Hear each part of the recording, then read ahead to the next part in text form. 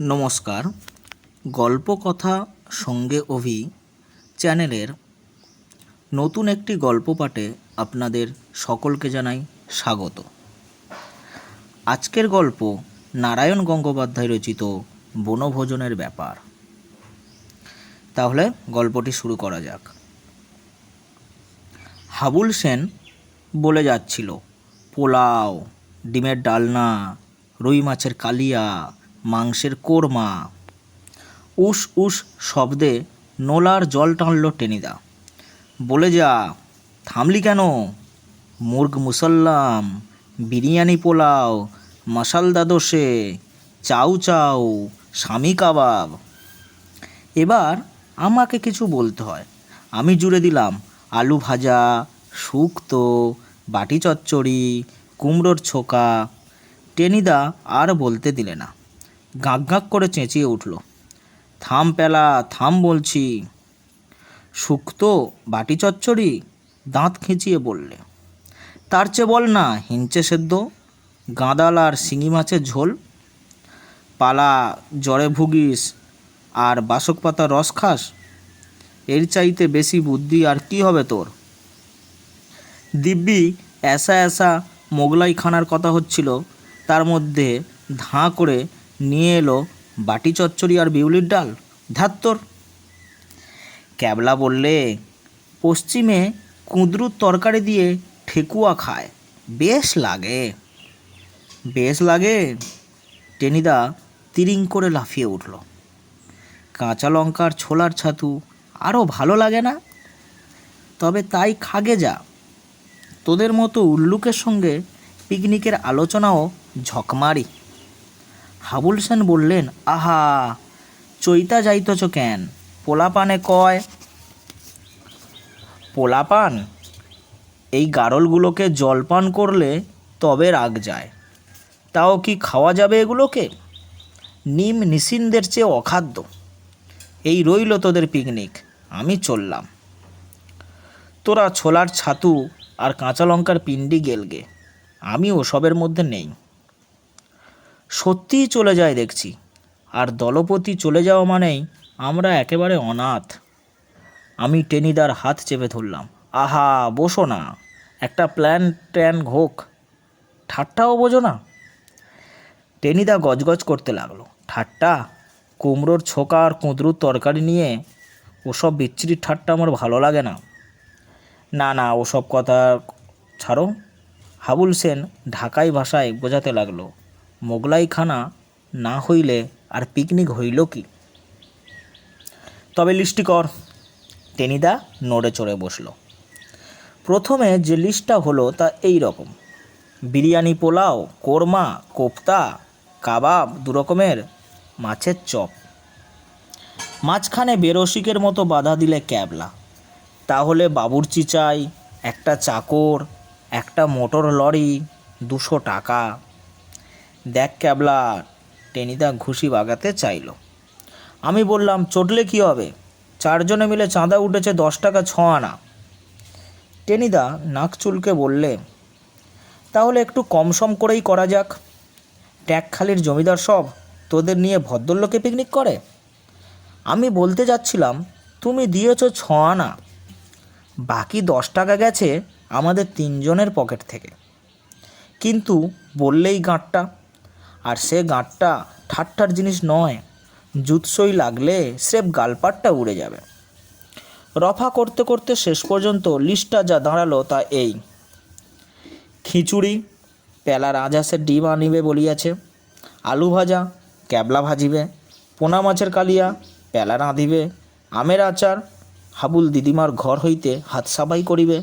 রসগোল্লা লেডিকেনি ধারে ম্যানেজ করিতে হইবে। লিস্টটি শুনে আমি হাঁড়িমুখ করে বললাম, ওর সঙ্গে আর একটা আইটেম জুড়ে দে হাবুল, টেনিদা খাবে। হ্যাঁ হ্যাঁ, পেলার মগজে শুধু গোবর নেই, 6 খানেক ঘিলুও আছে দেখছি। বলেই টেনিদা আদর করে আমার পিঠ চাপড়ে দিল। গেছি গেছি বলে লাফিয়ে উঠলাম আমি। আমরা পটলডাঙার ছেলে, কিছুতেই ঘাবড়াই না। চাটুর্যদের রোয়াকে বসে রোজ দুবেলা আমরা গন্ডায় গন্ডায় হাতি গন্ডার সাবার করে থাকি। তাই বেশ ডাঁটের মাথায় বলেছিলাম, দূর দূর, হাঁসের ডিম খায় ভদ্রলোক, খেতে হলে রাজহাঁসের ডিম, রীতিমতো রাজকীয় খাওয়া। কিন্তু কোথায় পাওয়া যাবে শুনি? খুব যে চালিয়াতি করছিস, তুই ডিম পারবি নাকি? টেনিদা জানতে চেয়েছিল। আমি পারতে যাব কোন দুঃখে? কী দায় আমার? আমি মুখ বেজার করে বলেছিলাম, হাঁসে পারবে। তাহলে সেই হাঁসের কাছ থেকে ডিম তোকেই আনতে হবে। যদি না আনিস তাহলে কি হবে বলবার দরকার ছিল না। কিন্তু কি গেরো বলো দেখি? কাল রবিবার, ভোরের গাড়িতেই আমরা বেরোবো পিকনিকে। আজকের মধ্যেই রাজহাঁসের ডিম জোগাড় করতে না পারলে তো গেছি। পাড়ায় ভন্টাদের বাড়ি রাজহাঁস আছে গোটা কয়েক, ডিমটিমও তারা নিশ্চয়ই পারে। আমি ভন্টাকেই পাকড়ালাম। কিন্তু কি খলিফা ছেলে ভন্টা! 2 আনার পাঁটার ঘুগনি আর ডজনখানেক ফুলুরি সাবড়ে তবে মুখ খুলল। ডিম দিতে পারি, তবে নিজের হাতে বার করে নিতে হবে বাক্স থেকে। তুই দে না ভাই এনে, একটা আইসক্রিম খাওয়াবো। ভন্টা ঠোঁট বেঁকিয়ে বললে, নিজেরা পোলাও মাংস সাঁটাবেন আর আমার বেলায় আইসক্রিম? ওতে চলবে না। ইচ্ছে হয় নিজে বের করে নাও। আমি বাবা ময়লা ঘাঁটতে পারবো না। কি করি? রাজি হতে হলো। ভন্টা বললে, দুপুরবেলায় আসিস, বাবা মেজদা অফিসে যাওয়ার পরে। মা তখন ভোঁস ভোঁস করে ঘুমোয়, সেই সময় ডিম বের করে দেব। গেলাম দুপুরে। উঠোনের একপাশে কাঠের বাক্স, তার ভিতরে সার সার খুপড়ি। গোটা 2 হাঁস ভিতরে বসে ডিমে তা দিচ্ছে। ভন্টা বললে, যা নিয়ে আয়। কিন্তু কাছে যেতেই বিতিকিচ্ছিরিভাবে ফ্যাঁস ফ্যাঁস করে উঠল হাঁস দুটো। ফোঁস ফোঁস করছে যে। ভন্টা উৎসাহ দিলে, ডিম নিতে এসেছিস, একটু আপত্তি করবে না? তোর কোনো ভয় নেই প্যালা, দে হাত ঢুকিয়ে। হাত ঢুকিয়ে দেব? কিন্তু কি বিচ্ছিরি ময়লা! ময়লা আর কি বদখত গন্ধ, একেবারে নাড়ি উল্টে আসে। তার উপরে যেরকম ঠোঁট ফাঁক করে ভয় দেখাচ্ছে। ভন্টা বললে, চিয়ারা প্যালা, লেগে যা, যা থাকে কপালে। বলে যেই হাত ঢুকিয়েছি, সঙ্গে সঙ্গে ওরে বাপরে, খটাং করে হাঁসটা হাত কামড়ে ধরল। সে কি কামড়! হাইমাই করে চেঁচিয়ে উঠলাম আমি। কি হয়েছে রে ভন্টা, নিচে এত গোলমাল কিসের? ভন্টার মার গলার আওয়াজ পাওয়া গেল। আমি আর নেই, হ্যাঁচকা টানে হাঁসের ঠোঁট থেকে হাত ছাড়িয়ে চোঁচা দৌড় লাগালাম। দরদর করে রক্ত পড়ছে তখন। রাজহাঁস এমন রাজকীয় কামড় বসাতে পারে কে জানতো? কিন্তু কি ফেরেববাজ ভন্টাটা, জেনে শুনে ব্রাহ্মণের রক্তপাত ঘটালো। আচ্ছা, পিকনিকটা চুকে যাক, দেখে নেব তারপর ওই পাঁটার ঘুগনি আর ফুলুরির শোধ তুলে ছাড়ব। কি করা যায়? গাঁটের পয়সা দিয়ে মাদ্রাজি ডিমই কিনতে হলো গোটা কয়েক। পরদিন সকালে শ্যামবাজার স্টেশনে পৌঁছে দেখি টেনিদা, ক্যাবলা আর হাবুল এরই মধ্যে মার্টিনের রেলগাড়িতে চেপে বসে আছে। সঙ্গে একরাশ হাঁড়ি কলসি, চালের পুঁটুলি, তেলের ভাঁড়। গাড়িতে গিয়ে উঠতে টেনিদা হাঁক ছাড়ল, এনেছিস রাজহাঁসের ডিম? দুর্গানাম করতে করতে পুঁটুলি খুলে দেখালাম। এর নাম রাজহাঁসের ডিম? ইয়ার কি পেয়েছিস? টেনিদা গাঁটটা বাগালো। আমি গাড়ির খোলা দরজার দিকে সরে গেলাম। মানে ছোট রাজহাঁস কি না? ছোট রাজহাঁস কি পেয়েছিস আমাকে শুনি? পাগল না পেট খারাপ? হাবুল সেন বললে, ছাড়ান দাও, ডিম তো আনছে। টেনিদা গর্জন করে বললে, ডিম এনেছে না কচু? এই তোকে বলে রাখছি প্যালা, ডিমের ডালনা থেকে তোর নাম কেটে দিলাম। এক টুকরো আলু পর্যন্ত নয়, একটু ঝোলও নয়। মন খারাপ করে আমি বসে রইলাম। ডিমের ডালনা আমি ভীষণ ভালোবাসি, তাই থেকেই আমাকে বাদ দেওয়া। আচ্ছা বেশ, খেও তোমরা, এমন নজর দেব পেট ফুলে ঢোল হয়ে যাবে তোমাদের। পি করে বাঁশি বাজলো, নড়ে উঠল মার্টিনের রেল। তারপর ধস ধস ভোঁস ভোঁস করে এর রান্নাঘর, ওর ভাড়ার ঘরের পাশ দিয়ে গাড়ি চলল। টেনিদা বললে, বাগুইয়াটি ছাড়িয়ে আরও 4টি স্টেশন, তার মানে প্রায় 1 ঘন্টার মামলা। লেডিকেনির হাঁড়িটা বের কর ক্যাবলা। ক্যাবলা বললে, এক্ষুনি? তাহলে পৌঁছবার আগেই যে সাব হয়ে যাবে। টেনিদা বললে, সাব হবে কেন? দুটো একটা চেকে দেখব শুধু। আমার বাবা ট্রেনে চাপলেই খিদে পায়। এই 1 ঘন্টা ধরে শুধু শুধু বসে থাকতে পারবো না। বের কর হাঁড়ি চটপট। হাঁড়ি চটপটই বেরুলো, মানে বেরুতেই হলো তাকে। তারপর মার্টিনের রেলের চলার তালে তালে ঝটপট করে সাবার হয়ে চলল।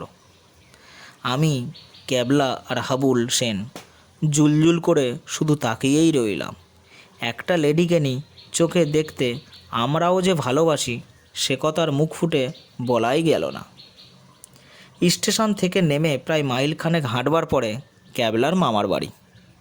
কাঁচা রাস্তা, এঁটেল মাটি, তার ওপর কাল রাতে 1 পশলা বৃষ্টি হয়ে গেছে আবার।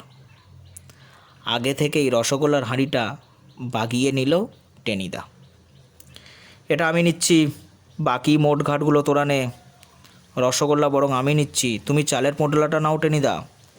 লেডিকেনির পরিণামটা ভেবে আমি বলতে চেষ্টা করলাম। টেনিদা চোখ পাকালো। খবরদার পেলা, ওসব মতলব ছেড়ে দে। টুপটাপ করে 2-4টে গালে ফেলবার বুদ্ধি, তাই নয়? বাবা, চালাকি নয়। দীর্ঘশ্বাস ফেলে গাঁটরি মোচকা কাঁধে ফেলে আমরা 3জনেই এগেলাম।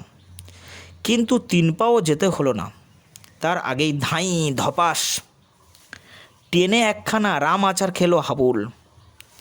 এই খেয়েছে কচু পোড়া, টেনিদা চেঁচিয়ে উঠল। সারা গায়ে কাদা মেখে হাবুল উঠে দাঁড়ালো। হাতের ডিমের পুঁটলিটা তখন কুঁকড়ে এতটুকু হলদে রস গড়াচ্ছে তা থেকে। ক্যাবলা বললে, ডিমের ডালনার 12টা বেজে গেল। তা গেল। করুণ চোখে আমরা তাকিয়ে রইলাম সেই দিকে। ইস, এত কষ্টের ডিম! ওরই জন্য রাজহাঁসের কামড় পর্যন্ত খেতে হয়েছে। টেনিদা হুঙ্কার দিয়ে উঠল, দিলে সব পণ্ড করে। এই ঢাকাই বাঙালটাকে সঙ্গে এনেই ভুল হয়েছে। পিটিয়ে ঢাকায় পরোটা করলে তবে রাগ যায়। আমি বলতে যাচ্ছিলাম, হাবুল 4 টাকা চাঁদা দিয়েছে। তার আগেই কি যেন একটা হয়ে গেল। হঠাৎ মনে হলো আমার পা দুটো মাটি ছেড়ে শোঁ করে শূন্যে উড়ে গেল। আর তারপরেই কাদা থেকে যখন উঠে দাঁড়ালাম তখন আমার মাথা মুখ বেয়ে আচারের তেল গড়াচ্ছে। ওই অবস্থাতেই চেটে দেখলাম একটুখানি, বেশ ঝাল ঝাল টক টক বেড়ে আচারটা করেছিল হাবুলের দিদিমা। ক্যাবলা আবার ঘোষণা করলে, আমের আচারের 1টা বেজে গেল। টেনিদা খেপে বললে, চুপ কর বলছি ক্যাবলা, এক চড়ে গালের বোম্বা উড়িয়ে দেব।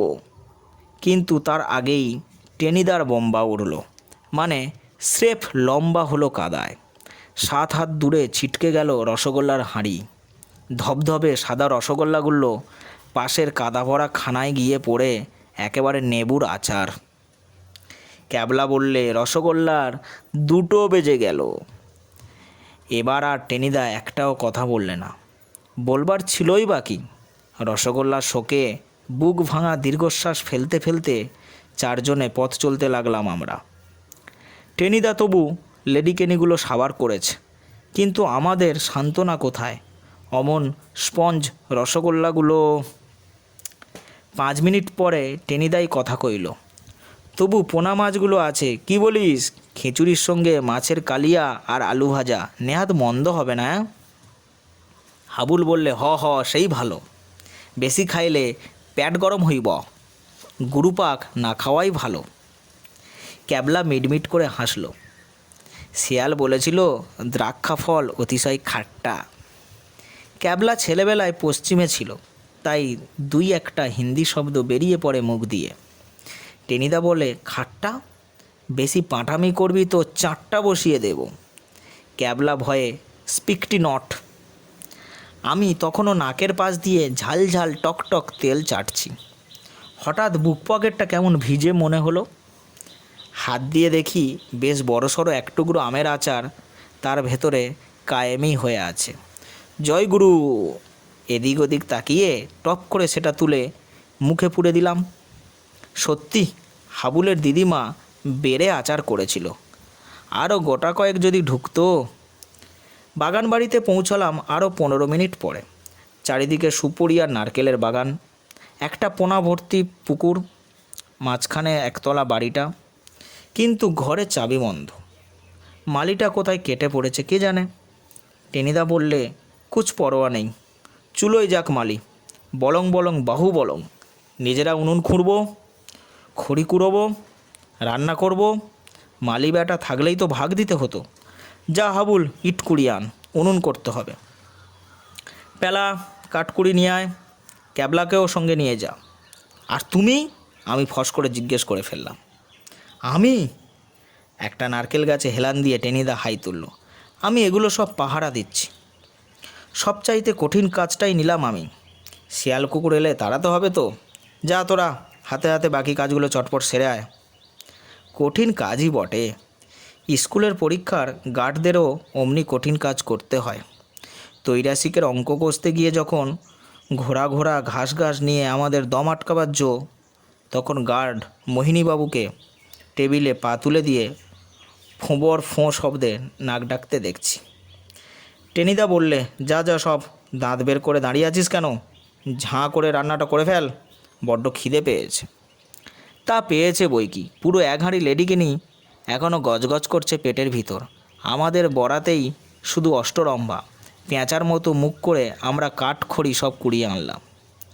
টেনিদা লিস্টটি বার করে বলল, মাছের কালিয়া পেলা না দিবে, আমাকে দিয়েই শুরু। আমি মাথা চুলকে বললাম, খিচুড়ি টিচুড়ি আগে হয়ে যাক তবে তো। খিচুড়ি লাস্ট আইটেম, গরম গরম খেতে হবে। কালিয়া সকলের আগে, নে পেলা লেগে যা। ক্যাবলার মা মাছ কেটে নুন টুন মাখিয়ে দিয়েছিলেন, তাই রক্ষা। কড়াইতে তেল চাপিয়ে আমি মাছ ঢেলে দিলাম তাতে। আরে এ কী কাণ্ড! মাছ দেওয়ার সঙ্গে সঙ্গে কড়াই ভর্তি ফেনা, তারপরেই আর কথা নেই। অতগুলো মাছ তালগোল পাকিয়ে গেল একসঙ্গে। মাছের কালিয়া নয়, মাছের হালুয়া। ক্যাবলা আদালতের পেয়াদার মতো ঘোষণা করলো, মাছের কালিয়ার 3টে বেজে গেল। তবে রে স্টুপিড! টেনিদা তরাক করে লাফিয়ে উঠল। কাঁচা তেলে মাছ দিয়ে তুই কালিয়া রাঁধছিস? এবার তোর পালাজরের পিলেরই একদিন কি আমারই একদিন। এ তো মার্টিনের রেল নয়, সোজা মাঠের রাস্তা। আমার কান পাকড়াবার জন্য টেনিদার হাতটা এগিয়ে আসবার আগেই আমি হাওয়া, একেবারে পাঞ্জাব মেলের স্পিডে। টেনিদা চেঁচিয়ে বললে, খিচুড়ি লিস্ট থেকে পেলার নাম কাটা গেল। তা যাক, কপালে আজ হরি মটর আছে, সে তো গোড়াতেই বুঝতে পেরেছি। গোমরা মুখে একটা আমড়া গাছতলায় এসে ঘাপটি মেরে বসে রইলাম। বসে বসে কাঠপিঁপড়ে দেখছি। হঠাৎ গুটি গুটি হাবুল আর ক্যাবলা এসে হাজির। কিরে তোরাও? ক্যাবলা বেজার মুখে বলল, খিচুড়ি টেনিদা নিজেই রাঁধবে, আমাদের আরও খড়ি আনতে পাঠালো। সেই মুহূর্তেই হাবুল সেনের আবিষ্কার, একেবারে কলম্বাসের আবিষ্কার যাকে বলে। এই পেলা দেখছস, ওই গাছটায় কীরকম জলপাই পাকছে। আর বলতে হলো না, আমাদের 3 জনের পেটেই তখন খিদে ইঁদুর লাফাচ্ছে। জলপাই জলপাই সই। সঙ্গে সঙ্গে আমরা গাছে উঠে পড়লাম। আহা, টক টক মিঠে মিঠে জলপাই যেন অমৃত। হাবুলের খেয়াল হলো প্রায় ঘণ্টাখানেক পরে, এই টেনিদার খিচুড়ি কি হইল? ঠিক কথা, খিচুড়ি তো এতক্ষণে হয়ে যাওয়া উচিত। তারাক করে গাছ থেকে নেমে পড়লো ওরা। হাতের কাছে পাতা টাতা যা পেলে তাই নিয়ে ছুটল ঊর্ধ্বশ্বাসে। আমিও গেলাম পেছনে পেছনে, আশায় আশায়। মুখে যাই বলুক, 1 হাতা খিচুড়িও কি আমায় দেবে না? প্রাণ কি এতই পাষাণ হবে টেনিদার? কিন্তু খানিক দূরে এগিয়ে আমরা 3 জনেই থমকে দাঁড়ালাম, একেবারে মন্ত্রমুগ্ধ। টেনিদা সেই নারকেল গাছটায় হেলান দিয়ে ঘুমোচ্ছে আর মাঝে মাঝে বলছে, দে দে ক্যাবলা, পিঠটা আর একটু ভালো করে চুলকে দে। পিঠ চুলকে দিচ্ছে সন্দেহ কি, কিন্তু সে ক্যাবলা নয়, একটা গোদা বানর। আর 4-5টা গোল হয়ে বসেছে টেনিদার চারিদিকে। কয়েকটা তো মুটো মুটো চাল ডাল মুখে পুড়ছে, একটা আলুগুলো সাবার করছে, আর আস্তে আস্তে টেনিদার পিঠ চুলকে দিচ্ছে। আরামে হাঁ করে ঘুমোচ্ছে টেনিদা, থেকে থেকে বলছে, দে ক্যাবলা আর একটু ভালো করে চুলকে দে। এবার আমরা 3 জনেই গলা ফাটিয়ে চেঁচে উঠলাম, টেনিদা বাঁদর বাঁদর। কি? আমি বাঁদর? বলেই টেনিদা হাঁ করে সোজা হয়ে বসলো। সঙ্গে সঙ্গে বাপ বাপ বলে চিৎকার করে ক্লিচ ক্লিচ ক্লিচ। চোখের পলকে বানরগুলো কাঁঠাল গাছের মাথায়। চাল ডাল আলুর পুঁটলিও সেই সঙ্গে। আমাদের দেখিয়ে দেখিয়ে তরিবত করে খেতে লাগলো। সেই সঙ্গে কি বিচ্ছিরি ভেংচি। ওই ভেংচি দেখেই না লঙ্কার রাক্ষসগুলো ভয় পেয়ে যুদ্ধে হেরে গিয়েছিল। পুকুরের ঘাটলায় চারজনে আমরা পাশাপাশি চুপ করে বসে রইলাম, যেন শোক সভা। খানিক পরে ক্যাবলায় স্তব্ধতা ভাঙল। বনভোজনের 4টে বাজলো। তা বাজলো, টেনিদা দীর্ঘশ্বাস ফেলল। কিন্তু কি করা যায় বলতো পেলা, সেই লেডিকুনোগুলো কখন হজম হয়ে গেছে, পেট চুঁই চুঁই করছে খিদে। অগত্যা আমি বললাম, বাগানে একটি গাছে জলপাই পেকেছে টেনিদা। জলপাই? ইউরেকা! বনে ফলভোজন? সেইটাই তো আসল বনভোজন। চল চল শিগগির চল। লাফিয়ে উঠে টেনিদা বাগানের দিকে ছুটল। গল্পটি সমাপ্ত হলো। আশা করি গল্পটি আপনাদের সকলের ভালো লাগবে। আরও একটি নতুন গল্প নিয়ে খুব শীঘ্রই